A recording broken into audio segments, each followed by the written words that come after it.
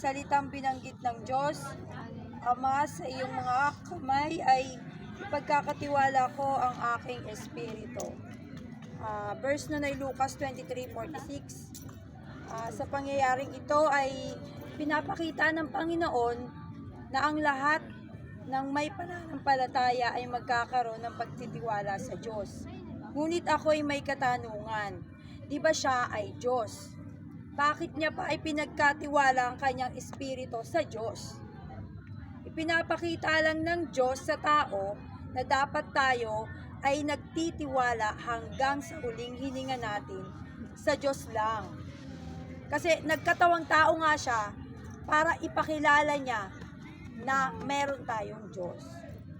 Yung application ko naman sa buhay ng tao, hindi lahat ng nananampalataya sa Diyos ay kayang magtiwala hanggang sa huli. Kagaya ng anak sa magulang. Hindi lahat ng anak kayang mag-surrender sa mga magulang nila. May mga anak na suwail, salbahe, sa magulang, ngunit sa huli ay magulang pa rin ang tutulong sa kanila. Ngunit kung ikaw ay tumanggap ng pangaral at tagubili ng magulang mo, ay lubos kang magtitiwala at susunod sa lahat ng pangaral ng magulang mo. Kagaya sa taong may pananampalataya at nag-aaral ng salita ng Diyos. Alam niya ang Diyos ay buhay. Kaya hindi mawawala ng tiwala sa Diyos. Dahil siya ay tumanggap at may alam, hindi siya mangmang.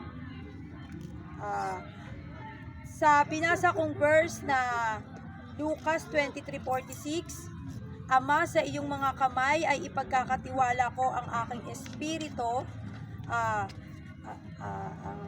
Ang paliwanag ko po dito ay pagtitiwala.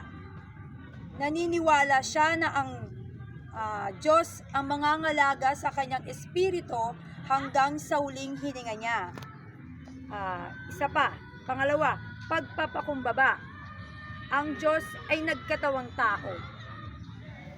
Dahil mahal niya tayong lahat ng mga nilikha niya. Dinanas niya rin ang buhay ng pagiging isang tao.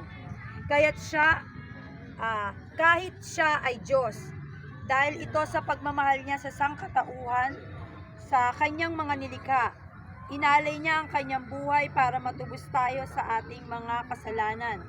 Ikatlo, pagpapakilala.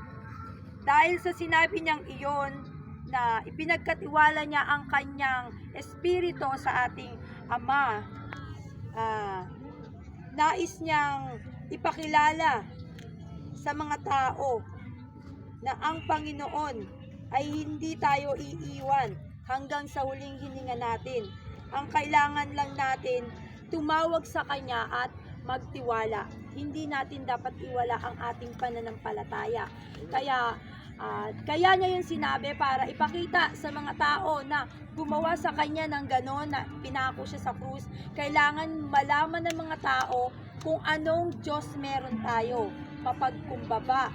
Dahil kung hindi niya gagawin ang pagpapakumbaba, hindi niya ipapapako ang sarili niya sa krus. Yun lamang, pagmamahal. Yun lang din, pagmamahal. At syempre, sa lahat ng mga nilikha niya, ayaw niyang masira, kaya siya ang nagbayad sa lahat ng mga kasalanan natin. Yun lamang po. Thank you.